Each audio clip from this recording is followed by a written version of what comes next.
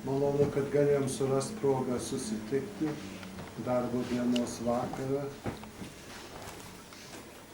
Aš manau, truputį iš pradžių pasakyti, bet paskui geriau, kad mes kiek įmanoma iš to padarytume ne paskaitą, bet labiau skautišką užsiėmimą, kur žmonės gali pasisakyti, klausti ir taip toliau, kad būtų labiau pasikalbėjimas ar pokalbis, o ne sausa paskaita.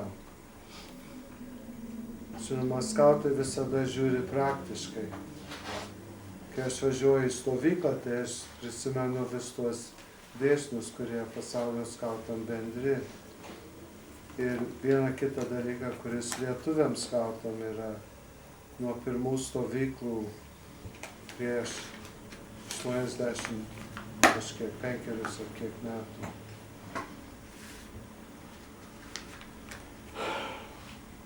Bendras skautų pasaulio dėsnis čia apie religinius dalykus yra, kad visuomet kalbama malda prie stalo.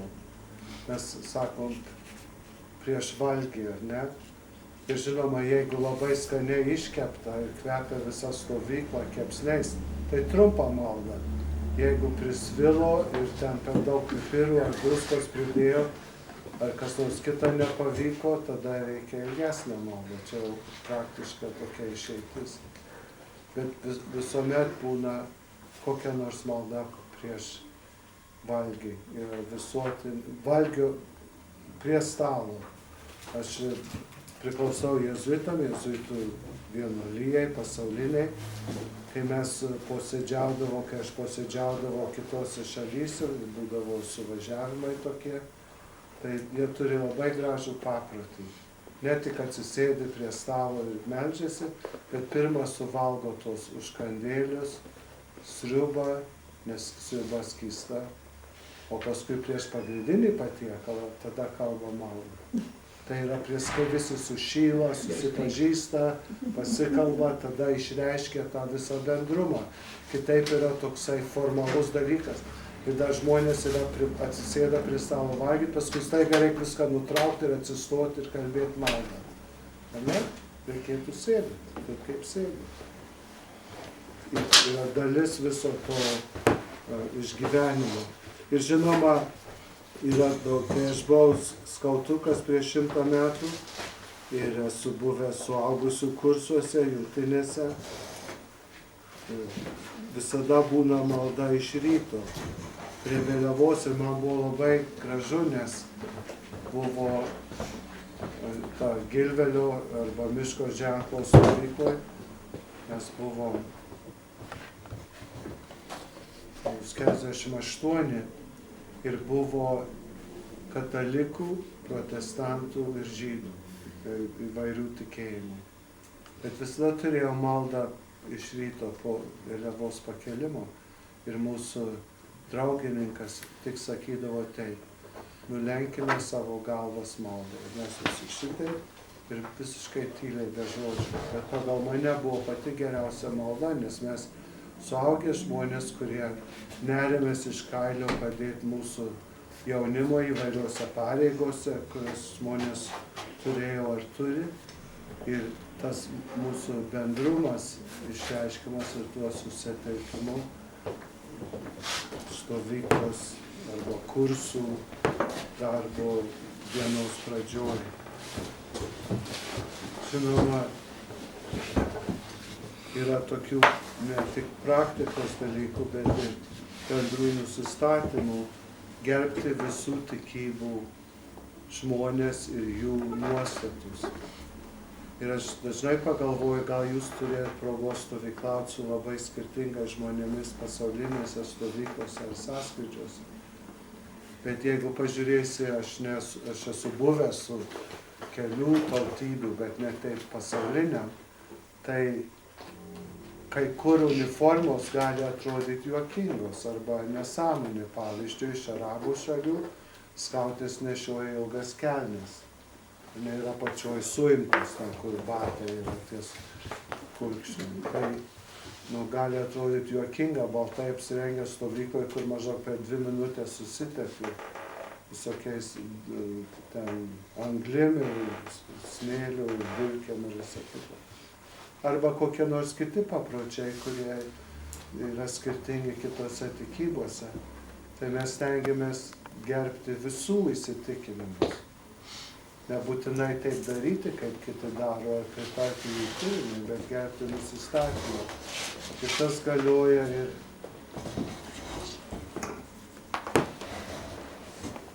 galioja ir pačių katalikų ar krikščionių tarpe. Kai aš buvau Stumbrų skilty irgi prieš 100 metų, mūsų skilty buvo 8 skautai, kurių 2 buvo liuteronai. Ir jie buvo patys išdykiausi iš visų. Tai kiti skautai norėjo juos, kad mes iškraustytume iš skilties, nes mums vis buvo kliūtis kažkokia. Aš nesutikau. Ir kai mes stovykloje vis turėjom savo skilties stovyklą keletą metų, kai aš ten buvau, tai kalbėdavom Tėve mūsų, kuris yra bendras visiems krikščionių. Kaip ir stačiatikiam, jeigu jų būtų mūsų tarpe. Yra daugiau tų, prie to gerbti kitų nusistatymus yra pačių vaikų. Aš labai gerai atsimenu Atlanto rajono, tai rytinio Jungtinių valstybių pakraščio stovykloje, aišku, vasara karšta ir tos senovinės palapinės, žinau, kur kraštai pakyla, reikia pakelti, tada oras eina pro apačią, paskui nuleidi žemyn be grindų. Ir buvo jau po laužo, bet dar nebuvo visiškai tamsu. Ir aš einu pro vilkiukus į ten, kur aš buvau toj pastovyklai.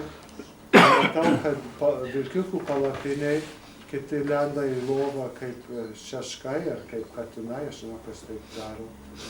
O vienas berniukas, vienas vilkiukas vaikščioja, kaip paklydęs po tą palapinę, tokios senus kariškos, gal ne tokio didumo kaip šitas kambarys.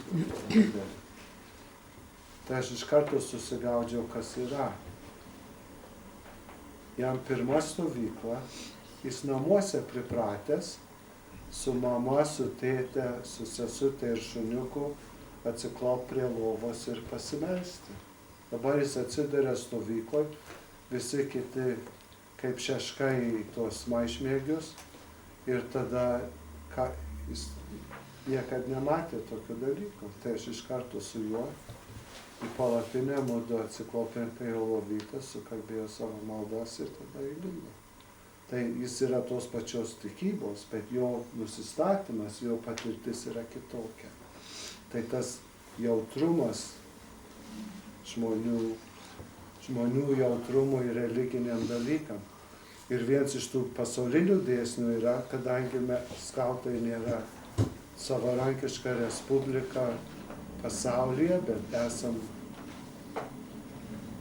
vienas iš svarbiausių tikslų yra padėti šeimai, būti šeimos talkininkė, kaip bažnyčia ir kaip mokykla.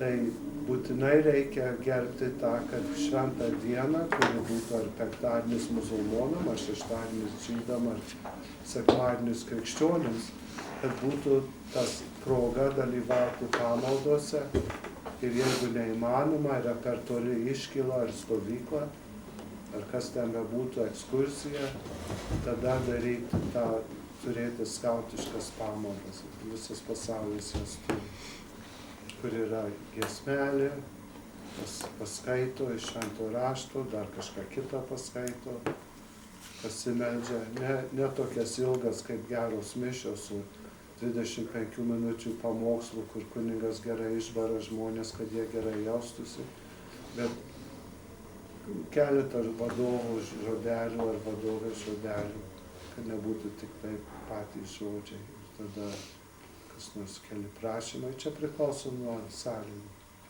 Bet visada parūpinti šventą dieną tą laiką, kuris gali būti panašus į dalyvavimą pamaldose. Mes lietuviai turim 2 dalykus, kuriuos labai brangina ir turėtume branginti. Prašom. Yra nuo pačios pirmos stovyklos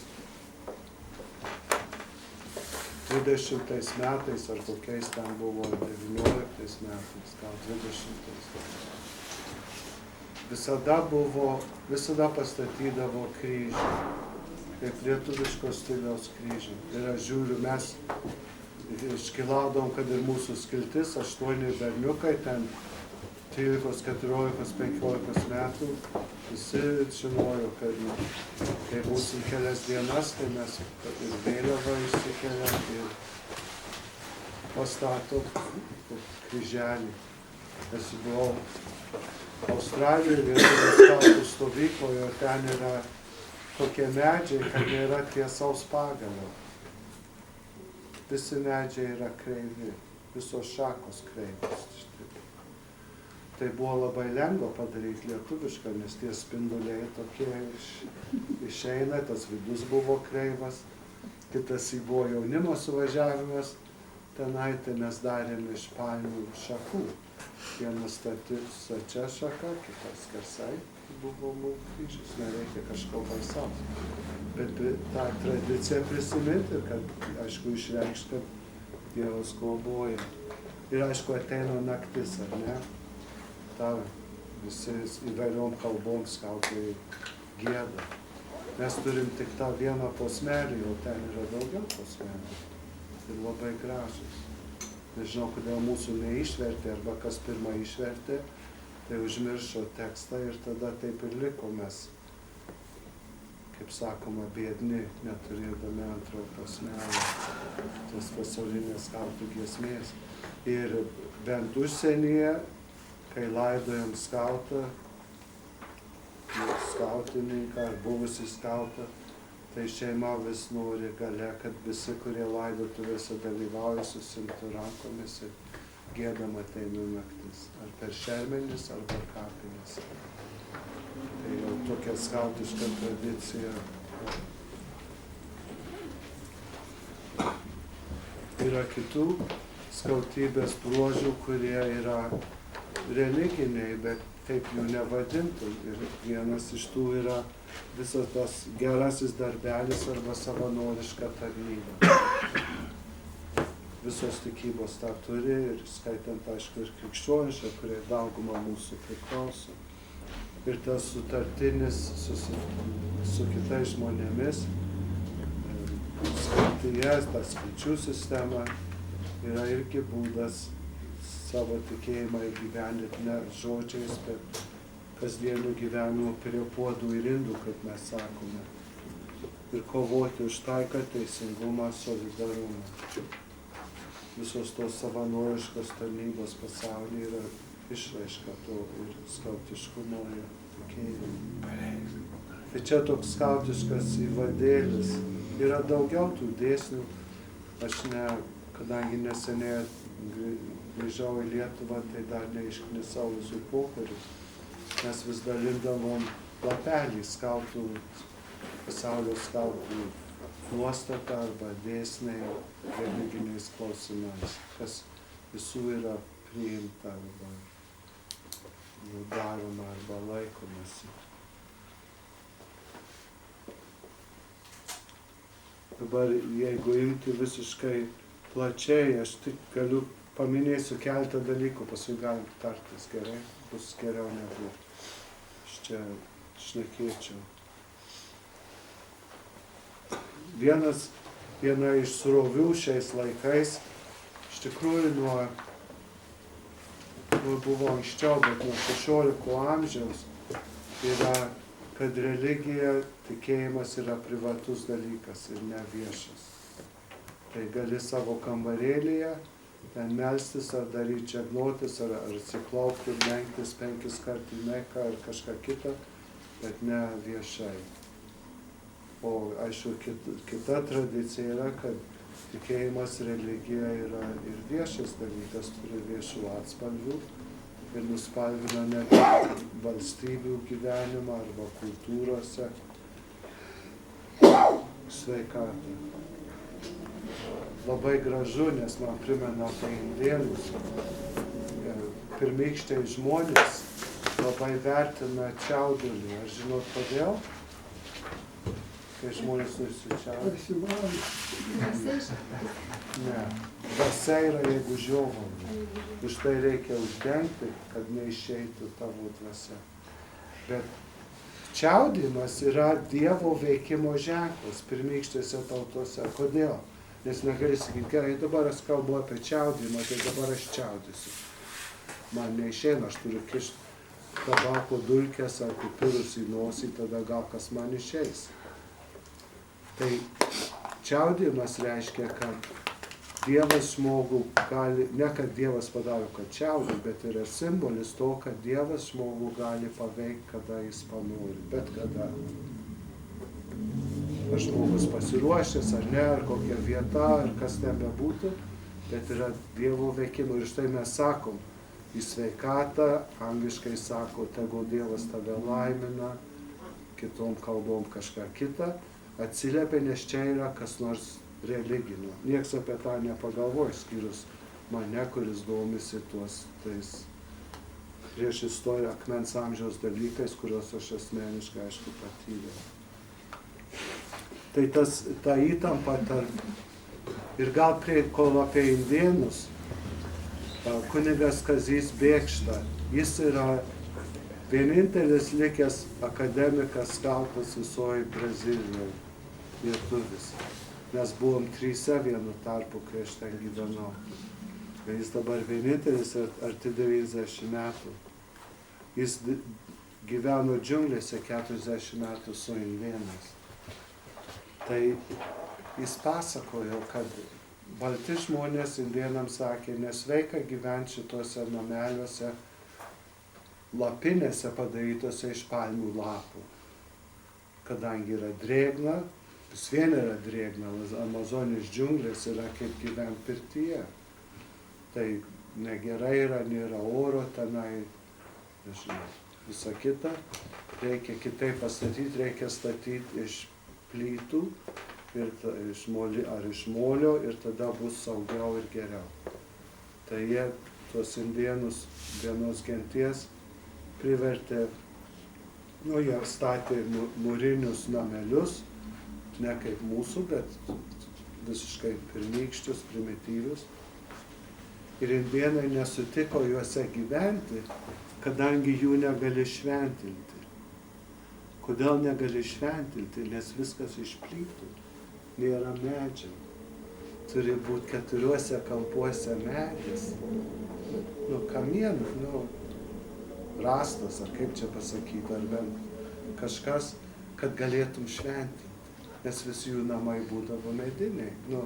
Tie rastai ir tada palmės. Tai tą galim šventinti. O dabar nėra tų medinių. Tai tą pagarbą kitų žmonių jautrumui, balti žmonės nesuprato, kas indėnams yra svarbu, tas jautrumas kito žmogaus nuostatų. Čia nuklydimas dėl šito čiaudimo. Nečiaudyk antrą kartą, nes tą kitą prisiminsiu. Tai ta įtampa tarp privataus ir kas yra vieša. Aš nueinu į restoraną, į šokolado kavinę, gert karštą šokoladą ir tada valgyti dar plytelę ir paskui dar šokoladinio pyrago ir taip toliau. Tai ar aš persižegnosiu ar ne, bet ten sėdi kažkokie žmonės, gal jie pamanys, kad man trūksta, kad aš čia persižegnosiu, tai aš nesižegnosiu. Arba kur nors kitur. Ar galima, kaip tiktų daryti, kadangi dabar spaudžiama, kad yra grinai privatus dalykas, neminėk valdžioj ar kur nors kitur šitų religinių dalykų. Paskui yra, kaip jau minėjau apie indėnus, yra didžiulė įvairovė. Ir todėl stengiamės kitų neužgauti, kiti yra jautrus. Tai Lietuvoje gal dar tas neatėjo, bet jungtinėse vis labiau vietoj sakyti linksmų šventų kalėdų, sako linksmų švenčių. Nes yra visi tikėjimai, pagrindiniai, turi šviesos šventes apie kalėdas ir naujus metus labai suprantama, nes yra tamsiausias metų laikas. Tai šviesos kvapių žvakių šventė, budistų ar hinduistų ir taip toliau. Tai gali sakyti linksmų švenčių, bet nesakyk linksmų šventų kalėdų, nes gal tavo kaimynas yra totorius ar kokius nors kitas. Pernai Čikagoje per kalėdas buvau kaip visuomet prakartėlė miesto centre. Rotušės aikštėje, sakysime, arba katedros aikštėje prakartėlė. Bet tada kaip su tais, kurie nešvenčia kalėdų, krikščioniškų, bet kitą šventę. Tai tada padeda žydų menorą tą, kur yra 7 žvakės, ne 8 žvakės. Didelę pastato. Tai dabar kaip su musulmonais, kurių vis daugiau yra visame pasaulyje, skaitant ir Lietuvoje, visada buvo totoriai, bet dabar yra ir kitų. Nu, tada reikia padaryti tą mėnulį su žvaigžde, kaip Turkijos vėliava. O kaip yra su žmonėm, kurie neturi tikėjimo, ateistai? Tai pernai prakartėlė, menora, žvaigždė ir mėnulis ir didelė raidė A. Žmogų aukštesnė, kuri atstovauja, kad čia yra ateistų. Tai man atrodo savotiška, ne? O kodėl pati didžiausia raidė A? Nes nuo žodžio ateistai.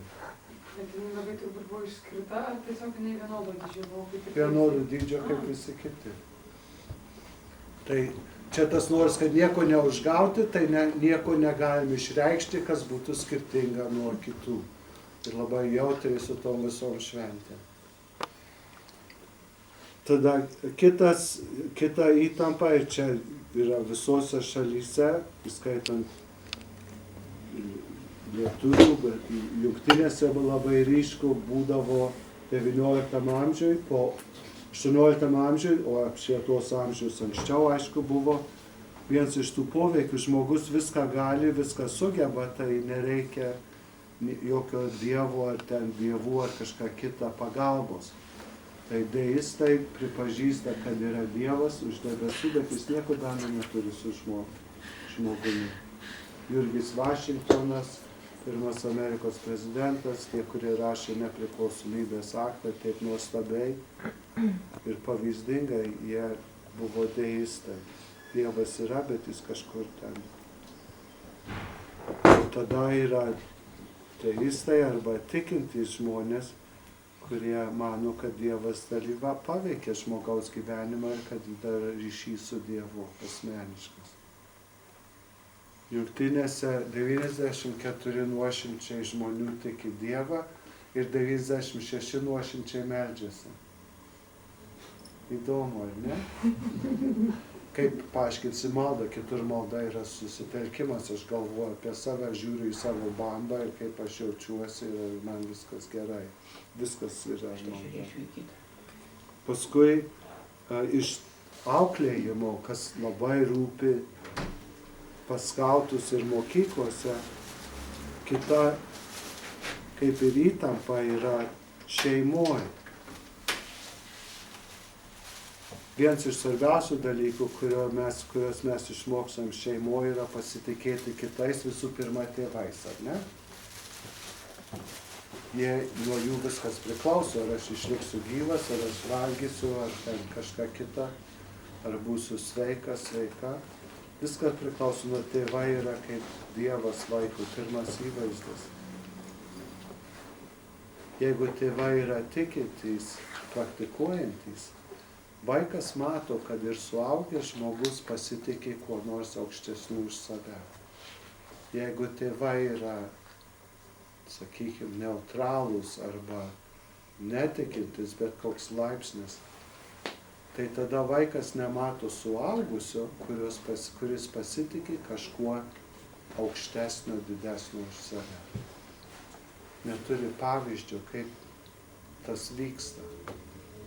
Tai nebūtinai dėl to reikia tikėti, kad vaikas tą išmoktų, bet čia yra vienas iš tų poveikių, kuris šeimoje labai veikia. Ir buvo labai įdomi karikatūra, aš dar ją visai neseniai užtikau, kažkada mačiau, prieš 100 metų iškirpau ir dabar savo popierėlius tvarkydamas radau.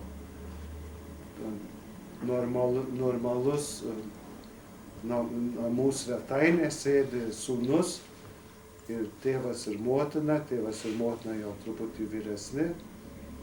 Ir jie sūnui sako, mes tau niekad nekalbėjom apie religinius dalykus, o dabar tu esi 18 metų, tai tu pasirink savo tikėjimą, kaip tau atrodo, ar geriau būti budistų, hinduistų, krikščionių, musulmonų ar žydų, kokį norėtum pasirinkti tikėjimą. Čia ne katalikiškoji spaudoje, čia visuotinėje spaudoje karikatūra apie tą visą klausimą vaikų auklybos ir gyvenimo šeimoje. Ir paskui dar 2 dalykus aš tikiuosi, noriu tokius, kaip pasakyti, įtampas. Kitas yra religinis supratimas iš viso. Dauguma žmonių, gera dalis lietuvių, aš kaip tik skaičiau vieną pereitų metų duomenis, tiki Dievą. Jis sako, aš esu tikintis. Pusė katalikų, nekalba protestantai, yra kitaip. Pusė katalikų niekad neskaitė švento rašto savo gyvenime. Man čia buvo, aš įsižiūrėjau. Tai tas reiškia, kad tikėjimas sukasi apie bažnyčią. Eiti į bažnyčią, valgyti silkę penktadienį, nebent esi kaip aš, kuris nevalgo silkių, nes jos yra nykstantis augalas, sutvėrimas.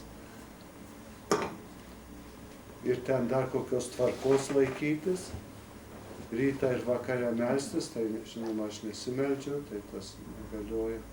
Ir daugiau nieko, yra bažnytinės tvarkos dalykai ir nėra to viso turinio, kuris kyla išreiškiamas, rišasi su šventuoju raštu ir visu tuo paveldu. Tai tas supratimas yra.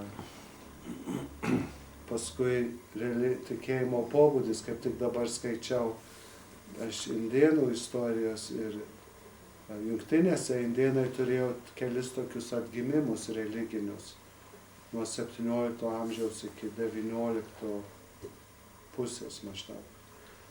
Ir vienas iš tų buvo labai, kaip pasakyti, šiltas, energingas atgimimas ir jie apie baltus žmonės taip sako. Balti žmonės eina į bažnyčią kalbėti apie Dievą. Mes indėnai einam į bažnyčią kalbėti su Dievu. Labai gerai pasakyti. Paskui tas tikėjimo supratimas tikėti iš tikrųjų reiškia pasitikėti pagal visą tradiciją. Asmeninis ryšys su Dievu, su Jėzumi, kaip mes pasakytume. Tada dalyvavimas bažnyčioje. Lietuvoje dauguma žmonių eina į bažnyčią. Kodėl? Iš tų, kurie eina. Kodėl eina į bažnyčią? Tradicija. Kaip? Tradicija daugiau. Jo, bet kai nueina, ką veikia? Stovi, sėdi, klūpo, bet kas darosi čia viduje? Kaip? Kartais ir nieko nesidaro. Darosi. Paprastai žmonės, čia yra iš studijos, žmonės galvoja apie save ir savo reikalus, susitelkti, susimastyti, ne Dievą garbinti ar Dievui dėkoti, ar suartėti su bendruomenė, bet atskirai būti bažnyčioje savo, įsivėlus į savo reikalus. Tas susikaupti, kaip ir viena dalis, ir kita pusė Dievą garbinti ir jam dėkoti kartu su kitais. Ir tas irgi yra įtampa, kadangi aš ateinu susikaupti, o čia dabar liepia giedoti arba sakinėti, nes bažnyčioje turi būti tylu, jeigu aš noriu susikaupti.